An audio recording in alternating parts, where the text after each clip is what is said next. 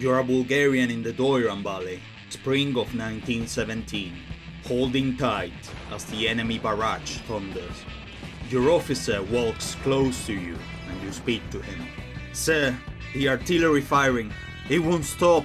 We're going to die." "Son, this is a steel bunker with a roof that is 2 meters thick. We're going to be fine." You stare at him in silence, the same colonel that you were angry at for making you do so much fortification work is now your source of admiration. And then he shouts, "Hey ups, British invaders! This is Colonel Vazov, and this is the greatest defeat in the history of the British Empire, the Valley of Death." In summer of 1913, Bulgaria, which had only been a kingdom for 5 years, was betrayed by its former allies, who didn't give it the accorded territorial gains from the First Balkan War. Tsar Ferdinand rushed a major attack before informing the generals. The result, a disaster, losing a fair amount of Bulgarian populated territories. Their people were gravely affected by such a defeat, losing most of their wheat production, together with other resources, suffering economical hardship. After years of recovering, the Kingdom of Bulgaria was offered the previously lost territories for joining the Central Powers in the Great War, and they entered the fight in October of 1915. Later that month, the Macedonian or Thessaloniki front was opened, as they intercepted the French Allied forces who were on their way to halt the invasion of Serbia. Once the invasion ended, the Central Powers were able to open the train line from Berlin to Constantinople, improving supplies towards the Ottomans. The multinational Army of the Orient, composing of regiments from France, UK, Ireland, Italy, Russia, and later Greece, entrenched around Thessaloniki, whom the recovered Serbians joined in summer of that year. Due to their relatively small numbers, they were given the mocking name of the Gardeners of Salonika. That gardening was quite intense. Invasions from both sides came and went. One of these led to the First Battle of Dojran in North Macedonia. The Allies believed that attacking the area was a key to push the Bulgarians back into their land. This mountainous area west of Lake Doiran was already an unwelcoming terrain, filled with narrow trails, canyons, and steep hills up to 600 meters high, a valley that was already a one-star hike experience.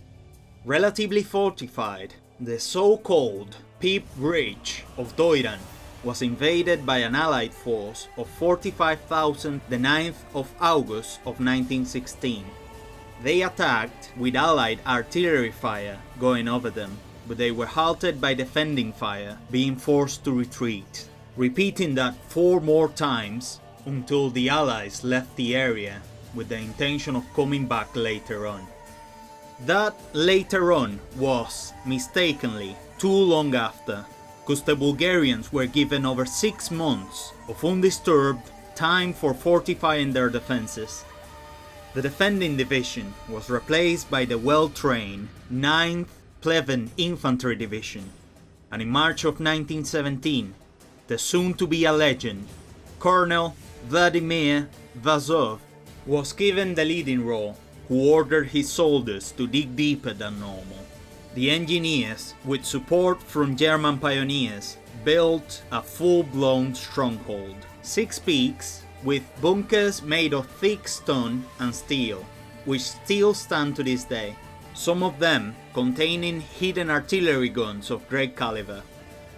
They also built large amounts of barbed wire and machine gun nests throughout 3 large rows of deep trenches and an observation post in the east, at the peak of Grand Couronne, which would later earn the name of the Evil Eye by the enemy. The men of Vazov were mad at his leader for being told to do so much work, which they deemed as exaggerated. In spring, a few engagements between British and Bulgarian forces took place nearby, and the UK managed to control a position about a kilometer away from Lake Doiran. The British brought 3 divisions to face the 9th Pleven one, containing regiments from Cheshire, India, London, Manchester, Wales, and most of the UK, which is the country that I live in. And the memes about the rain, well, they're not a meme. For a total of 43,000 British, numbers similar to the ones of the previous year. The Bulgarians now knew that this wasn't just a war to reconquer what had been lost. It had turned into a war of survival, one in which the loss of their land was being bet in the table. So Bulgaria went all in. Infantry and gunners were brought from the nearby areas, composing a force of 30,000 men. The 22nd of April, finding out that the defenders had heavily improved their Minecraft skills, the Allies carried out 4 whole days of artillery firing, a behemoth of a barrage. More than 100,000 shells were fired, aiming to weaken the enemy defenses. It caused 7 casualties and minimal damage.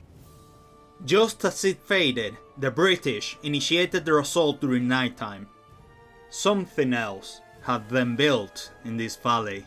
An excellent system of communication between observers and gunners, with signals and telephone lines.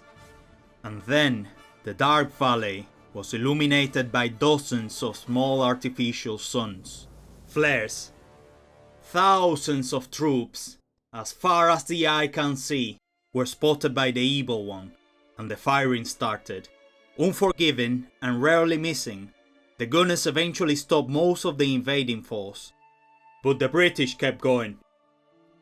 Either wounded or not, they cut and destroyed barbed wire and fences, and a fair amount of them reached the first trench, only to discover that it wasn't just 1 line, but 3. Just a few managed to break into the enemy lines, meeting their fate in man-to-man combat after almost a whole day of fighting, earning the respect of the enemy. Only some of those who go lost managed to come back to their lines, although the outcome seemed similar to the previous one. The attackers used their time to start building trenches closer to the defending positions, and even after dawn, they shoveled and dug in the face of the enemy, being constantly harassed by rifle and artillery fire. On the 8th of May, the second night attack started, being more successful.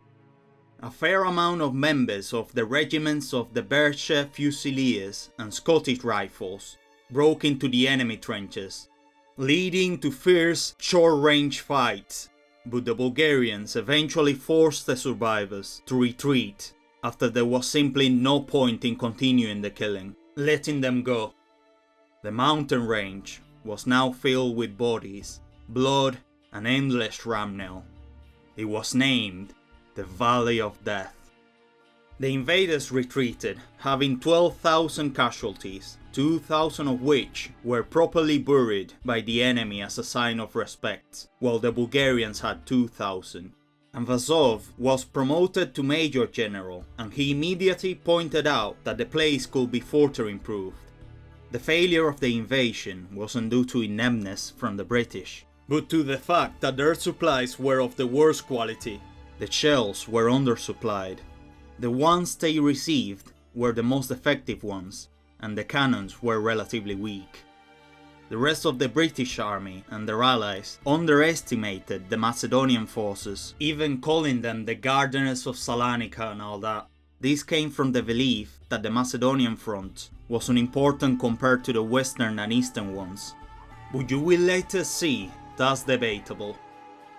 16 months later, the other fronts had already been on a state of stagnation for years, and as the Allies started regressing in the Western Front, in summer of 1918, the Allies finally put faith in the Macedonian front, so the Vardar offensive started in September, under the command of General Francesco. The Serbians and French advanced through the river Vardar, west of Doiran. Meanwhile, 2 of the British divisions from earlier, assisted by a Greek division, totaling 75,000 forces, were ordered to attack again to prevent the Pleven division from assisting their allies. Thinking that the Bulgarians were weaker, the 18th of September of 1918, they attacked. They overrun the first trench and captured higher positions, especially Petit Coronet, leading to a significant amount of close combat, some inside the mist of poison gas. Fixing bayonets, the Bulgarians attacked under Vazov's command.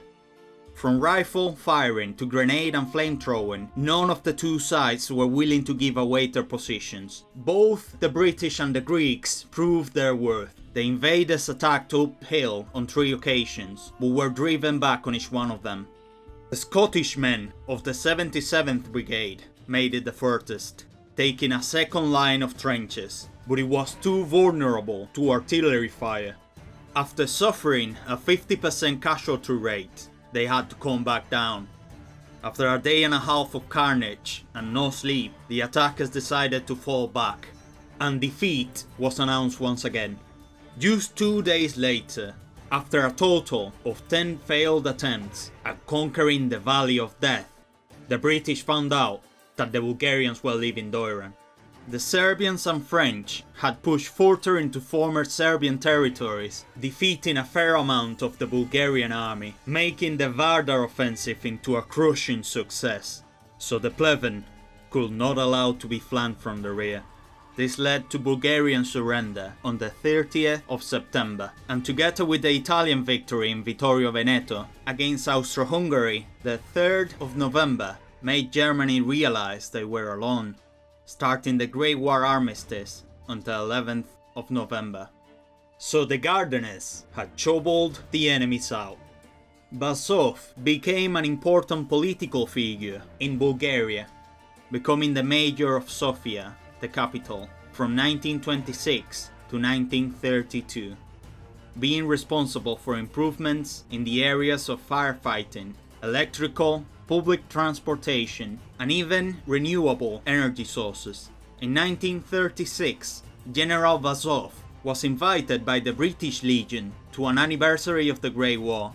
He was greeted by Lord Milne, who shook his hand and said, "It is a pleasure to meet the Bulgarian delegation, because, even though we were enemies, you, like us, fought not only like brave men, but also like gentlemen." The British paid him a great respect by lowering the flags of their regiments in his name. Sadly, he was deemed a symbol of capitalism by the communist authorities who took over in 1944, banishing him to a faraway village, where a year later he died in the most profound poverty. The Battles of Dojran are remembered not only as the best defense of the Great War, but one of the greatest in the history of humankind. And the Swedish band Sabaton also made a song about it all, Valley of Death, which is one of my favorites. And that's it, now you know you got to put faith in your brothers. Shout!